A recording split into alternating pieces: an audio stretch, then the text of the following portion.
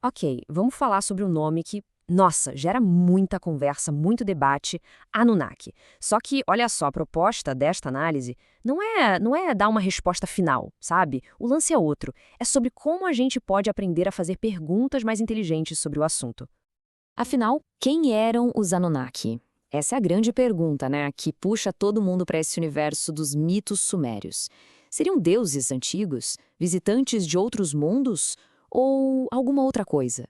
A verdade é que a resposta fica ali, ó, num meio termo bem complicado, entre o que dizem os acadêmicos que estudam os textos antigos e o que a gente vê em histórias de ficção científica. E é nesse terreno cheio de polêmica que a gente vai entrar agora. Então, para começar, como é que uma história tão antiga vira um debate tão moderno? Porque é isso que acontece. Histórias como a dos Anunnaki não são só poeira em livro velho, sabe? Por muito, muito tempo, elas ajudaram a moldar como a humanidade via as próprias origens. Isso mostra uma força, um poder que esses mitos têm, e explica por que até hoje eles fascinam e causam tanta discussão. Pois é. E todo esse fascínio histórico, hoje em dia ganha um tempero bem complicado. É que vivemos numa era de excesso de informação, né? E junto vem a desinformação, as histórias super sensacionalistas. E aí, como é que se faz para separar o que é um estudo sério, acadêmico, do que é, vamos ser sinceros, pura especulação? E aqui a gente chega no X da questão. Como navegar nesse mar de sensacionalismo e achar uma análise que seja confiável, responsável? Porque a busca por aquela resposta fácil, aquela explicação que resolve tudo num piscar de olhos, na maioria das vezes ela acaba mais afastando do que ajudando a entender de verdade.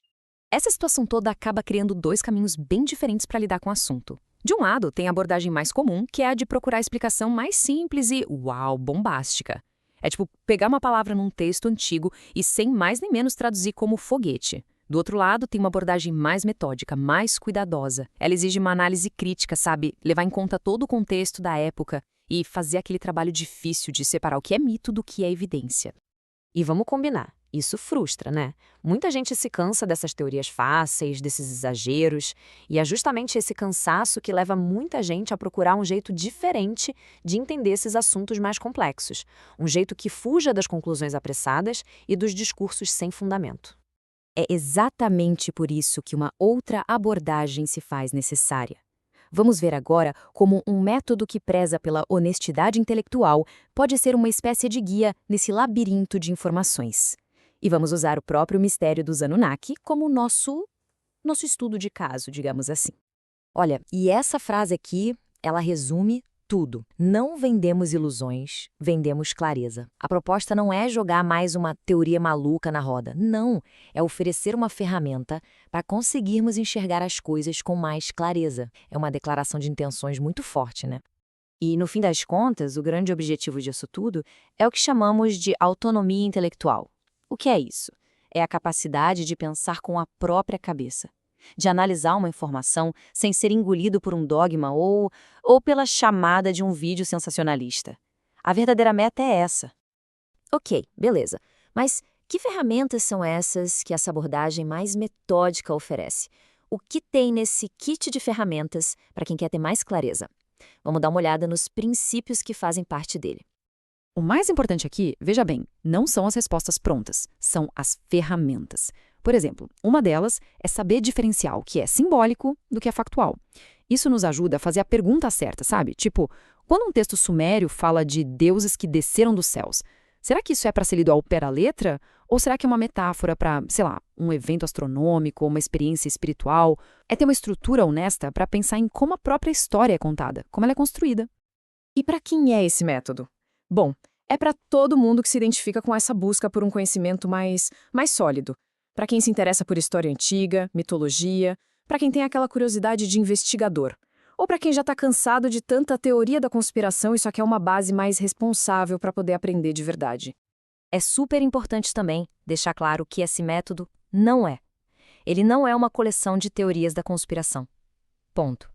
Ele não promete verdades absolutas, uma resposta final para tudo. E com certeza não é uma defesa de crenças fechadas, de dogmas. Deixar esses limites claros é o que reforça o compromisso com a honestidade. Isso nos leva ao ponto central, que resume essa grande virada de chave. A ideia é trocar aquela busca passiva por algo pronto para acreditar, pelo desenvolvimento ativo da nossa própria capacidade de pensar. E aqui está a grande lição, o processo, sabe, o ato de questionar, de analisar, de ir atrás da informação, isso é muito mais valioso do que qualquer resposta pronta que alguém possa dar. Aprender a pensar sobre o passado com mais rigor, com mais consciência e profundidade, esse é o verdadeiro ganho. E para fechar, fica uma reflexão. Hoje, vivemos em um mundo que nos afoga em informação, né? Dados, fatos, opiniões por todo lado. Diante disso tudo, será que a habilidade mais importante não é mais o que saber, mas sim como pensar? Como processar tudo isso, como questionar e, no final, como ter um pensamento claro e independente?